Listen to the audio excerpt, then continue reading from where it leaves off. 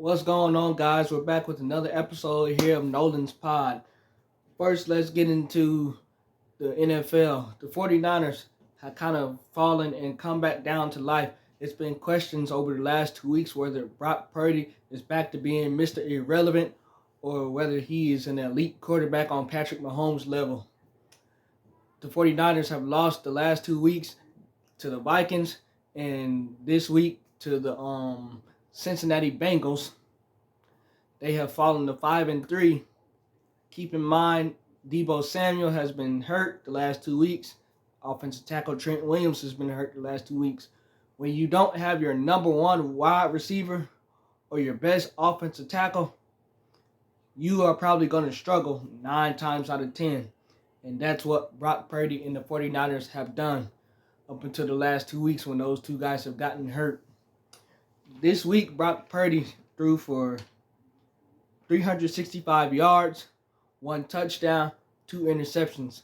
Last week, Monday Night Football against the Minnesota Vikings, Brock Purdy also had 1 touchdown and 2 interceptions, just like he just had this week against the Cincinnati Bengals.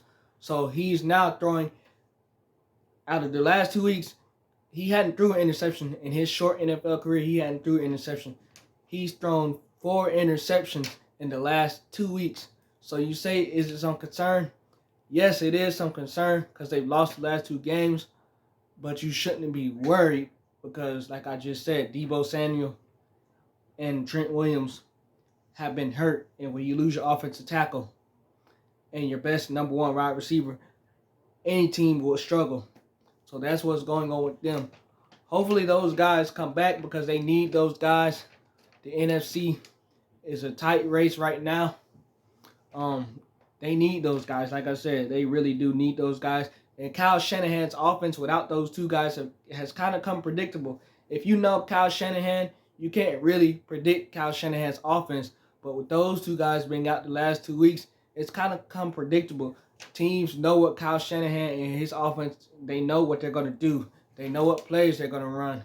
It's not unpredictable as it was when those two guys were there. So they need to hurry up and get those two guys back. They're trending downward, but the team that they just played, the Cincinnati Bengals, are trending upward. The Bengals had come in struggling. As we know, Joe Burrow had that strained calf coming into the season, and they were being cautious with him. They started 0-3, and we were concerned with the Bengals. Joe Burrow, through his short NFL career, he's always gotten off to a slow start. Always. His teams have always gotten off to a slow start and rebounded. They were like 0-3, 0-2 last year. Same thing here. 0-3 this year. And they've rebounded to 3-3. They come out of the bye week last week. They play the 49ers this week. They get to 500. They're on a roll right now. Joe Burrow threw 283 yards his game against the 49ers with 3 touchdowns, no interceptions. Joe Burrow is trending upward. Like I said, they had the bye week last week. So Joe Burrow's strained calf has been progressing week by week by week by week. As you can tell, before they even had the bye week, he was running more. He was running more than he ever had been this season so far. So you could tell that strained calf was getting healthy. They had the bye week.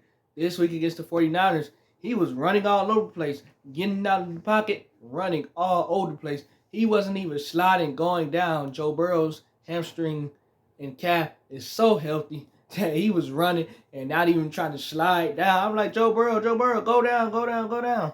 So it's good to see that he's healthy. They're trending upwards. Hopefully they get T. Higgins back. They still have Jamar Chase, Tyler Boyd, Joe Mixon, those guys. Their defense is getting back to what it needs to be. So they are definitely trending upward. The Bills' next 3 opponents will be against the Bills, the Buffalo Bills, the Houston Texans, and the Baltimore Ravens.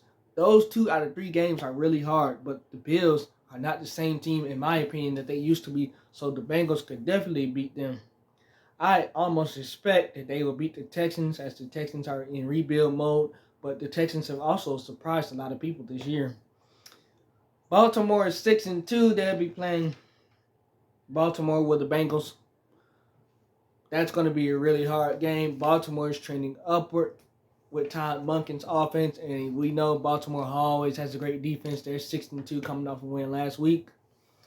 The next 3 games for the 49ers are the Jacksonville Jaguars. That's going to be a hard game.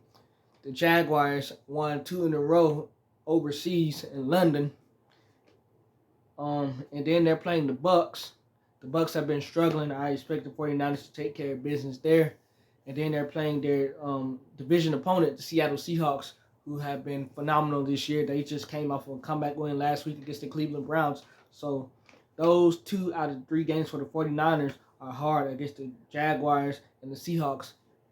In between that, the Buccaneers, can't underestimate them, even though they've lost the last 4 of their games. Transitioning over to the NBA, James Harden finally gets traded to the Clippers.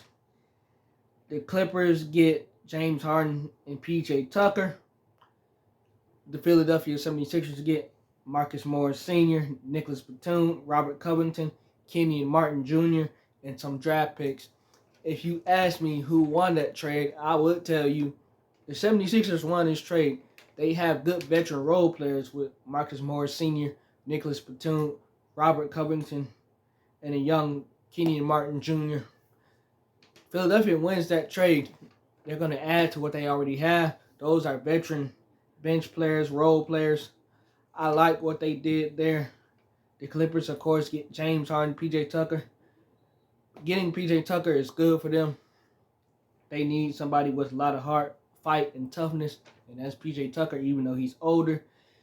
Getting James Harden, I really didn't like that the Clippers bought into that and did that. I think that the Clippers coming into this season, their team chemistry was right where it needed to be.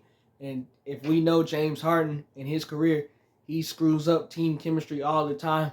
I really did not think that they needed to do that and pull that trade off. They could have let some other team get in on the James Harden sweepstakes instead of the Clippers getting in on the sweepstakes. They did not need James Harden. They didn't. They were fine with what they had with PG, Kawhi Leonard, and Russell Westbrook and a supporting cast. Mind you that the 76ers wanted Terrence Mann. Daryl Morey, you wanted Terrence Mann.